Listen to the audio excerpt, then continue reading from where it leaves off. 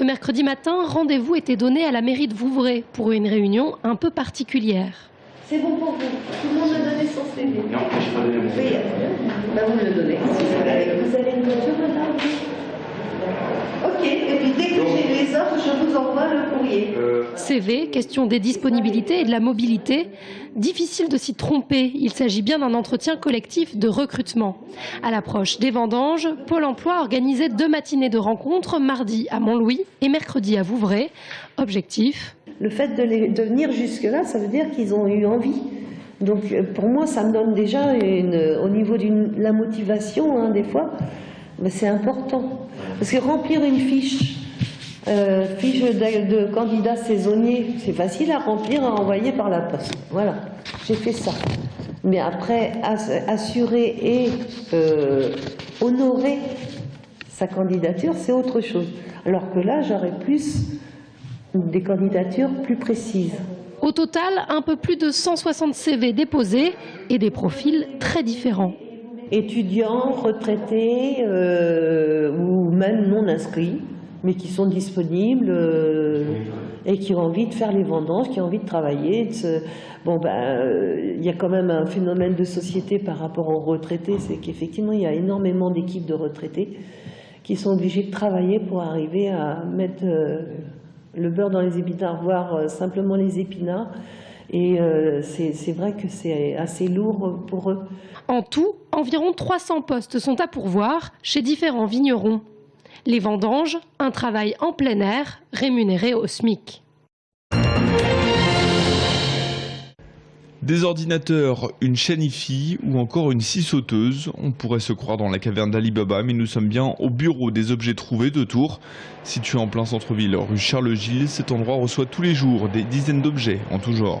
On trouve ou on nous ramène un peu de tout, principalement évidemment des portefeuilles, des pièces d'identité, mais aussi des objets parfois très insolites comme un moteur de bateau on nous a ramené récemment, on nous a ramené aussi une plaque mortuaire.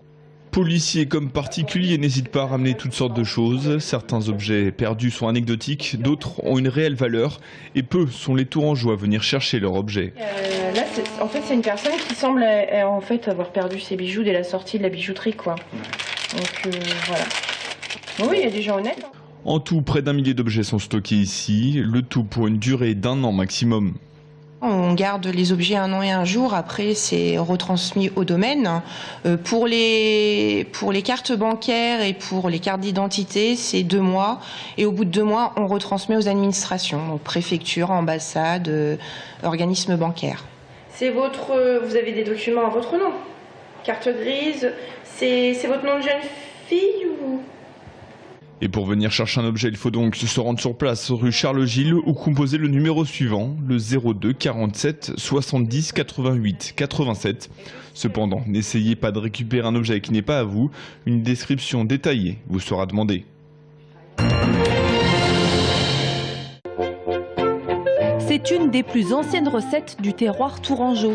Une poire gorgée de soleil, épluchée à la main et cuite dans un four à bois.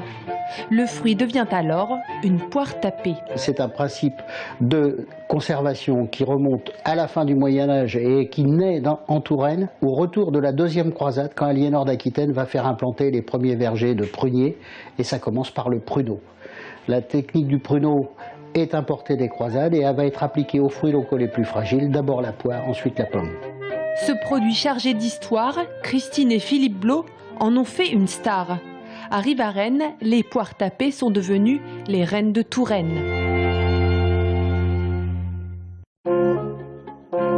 Il y a 20 ans, Christine et Philippe découvrent les secrets de la poire tapée grâce à une association locale.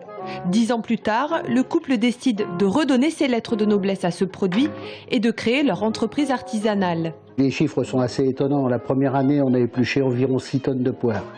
On a travaillé avec 2 fours. Aujourd'hui, on a 6 fours et on a épluché 48 tonnes cette année. En 11 ans, on a multiplié par 8 la production et il y a encore de la place pour pouvoir en faire plus. C'est vrai que je ne m'attendais pas à arriver si vite que ça à cet échelon, mais je dis merci à tous mes restaurateurs parce que c'est grâce à eux qu'ils m'ont fait confiance et qu'ils m'ont fait développer mon produit. Les chefs cuisiniers ont en effet adopté ce produit de la gastronomie tourangelle. Il faut dire que Christine et Philippe l'ont décliné de 1001 façons, poire déshydratée, en confiture, en bonbons et même sous forme de liqueur. Le classique au départ, c'est avec le foie gras, mais moi je fais des coquilles Saint-Jacques avec, on a un restaurant qui fait du cendre, et puis on peut faire plein de choses avec. De l'apéritif au dessert, en passant par le poisson, le fromage, tout ce qu'on veut. Une initiative qui s'est presque transformée en sauvetage pour ce produit qui aurait pu tomber dans l'oubli. Grâce à l'entreprise Les Reines de Touraine, la poire tapée a fait son grand retour sur les tables tourangelles.